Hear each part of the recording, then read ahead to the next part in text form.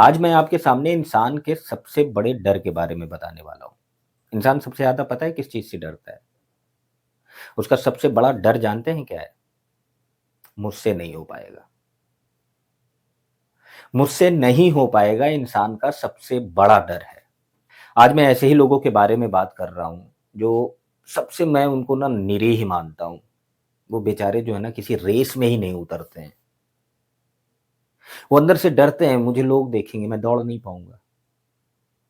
आज मैं उनके लिए जो है ना एक कहानी लेकर के आया हूँ। डरिए मत, बाहर निकलिए। और अगर नहीं निकल पा रहे हैं तो ये कहानी आपको रेस में उतार देगी। महात्मा बुद्ध जी एक जगह उपदेश दे रहे थे। बहुत सारे लोग आए हुए थे। उपदेश खत्म हुआ तो सब चले गए। लेकिन एक युवक वहां पर बैठा रहा बहुत देर तक। महात्मा जी ने देखा तो युवक को अपने पास बुलाया। बोला बेटा यहाँ आओ।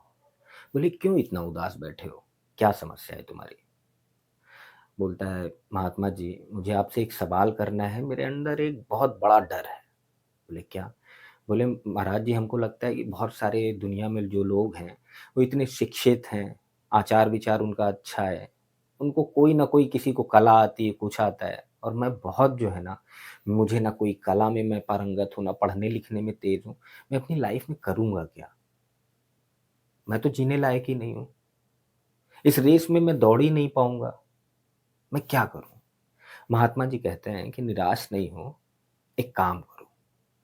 वो एक पत्थर उठाते हैं चमकीला सा, युवक को दे देते हैं।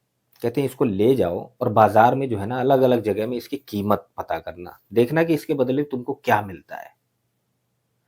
बेचना नहीं इसे और वापस आना मेरे पास। युवक निकल जाता है। एक गाँव पहुँचता है। वहाँ पे एक जगह जो है ना दुकान लगी होती है। बड़ी दुकान थी वो। बिल्कुल मेला टाइप लगा हुआ था। युवक वहाँ पहुँचता है। एक आम की दुकान में जाता है। आम की दुकान में जाकर के आम वाले से कहता है कि भाई मेरे पास ये है, इसके बदले कुछ दे पाओगे? आम वाला देखता है, पहचान जाता है कि यार ये तो चमकीली वस्तु है और ये मामूली चीज़ नहीं है। कहता है कि भाई मैं तुमको इसके बदले ना 1 किलो आम दे दूँगा। कहता है अच्छा, अच्छा लाओ, लाओ। वो दे देता है उसको। बोला अच्छा रुको 10 किलो ले लेना। युवक नहीं सुनता है, आगे बढ़ जाता है। थोड़ा आगे जाता है तो उसको एक आलू की दुकान दिखती है। आलू वाले को जो है ना वो पत्थर देता है। कहता है इसके बदले कुछ दे सकते हो? आलू वाला कहता है मैं इसके बदले जो है ना 5 किलो आलू दे दूँगा तुमको। कहता है नहीं, नहीं मेरा वापस कर दो पत्थर। पत्थर ले लेता है, वहाँ से निकलने लगता है। आलू वाला कहता है अच्छा रुको, रुको, मेरा पूरा ठेला ले लो तुम मुझे ये दे दो। युवक नहीं सुनता है, आगे बढ़ जाता है। तरह-तरह की दुकान में जाता है और उसका मोल-भाव पता करता है। लास्ट में जो है ना एक जौहरी के पास पहुँचता है। जौहरी पत्थर देखता है, वो उसकी कीमत समझ जाता है। कहता है इसके लिए मैं जो है ना 50 लाख रुपए दे सकता हूँ। युवक चौंक जाता है 50 लाख!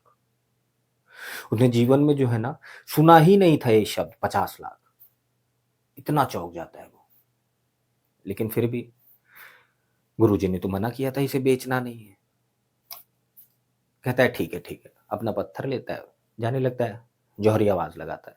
कहता है अरे रुको, रुको, 1 करोड़ ले लेना, लाओ। युवक फिर आगे बढ़ जाता है। भाई जौहरी अपनी दुकान छोड़ कर के उसके पीछे दौड़ने लगता है। कहता है अरे रुको ना, मेरा बंगला, मेरी गाड़ी सब कुछ तुम्हारे नाम कर देता हूँ। सबकी कुल कीमत मिला कर के ना 10 करोड़ रुपए है। युवक भाग जाता है वहाँ से। वो डर जाता है कि ऐसा ना हो जौहरी उसको दौड़ा करके उससे वो छीन ले। वो भाग जाता है और दौड़ते-दौड़ते गौतम बुद्ध जी के दरबार में पहुँचता है, उनके चरणों में गिर जाता है। कहता है अरे आपने जो पत्थर दिया है इसमें अपनी पूरी घटना बताता है कि ये हुआ, कोई आलू दे रहा था, कोई प्याज़ दे रहा था, कोई आम दे रहा था। करते-करते एक जौहरी ने इसकी कीमत 10 करोड़ अभी लगा दी और कह रहा है ये अनमोल है, मेरे पास इतना ही, इतने में दे दो। बोला बस, ये जानते हो क्या है? बोले क्या है? बोले बेटा हीरा है हीरा। ये चमकदार कोई मामूली वस्तु नहीं है और इसकी पहचान जो है ना हर कोई नहीं कर सकता है, जौहरी ही करता है। लेकिन तुमको क्या पता है ये हीरा बना कैसे है? ये किस खादान से निकला है? इसको कैसे तराशा गया है। कोयले की खदान से और ज़मीन से निकली हुई चीज़ हीरा नहीं बन जाती है। वो जब तराशा जाता है पत्थर तब जाकर के वो हीरे की शक्ल पाता है। तो तुम घबराओ नहीं। अगर तुम्हारे पास कोई कलाएँ नहीं हैं, अगर तुम्हारे पास कोई ज्ञान नहीं है, तो आज से ही अपने को तराशना शुरू कर दो और देख लेना एक दिन हीरे की तरीके चमकोगे।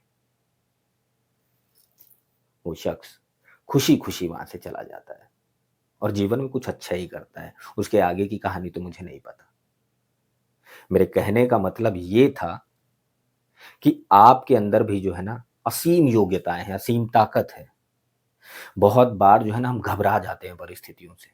बहुत बार जो है ना हम सोच लेते हैं कि यार मैं ये काम करूँ या ये काम नहीं करूँ।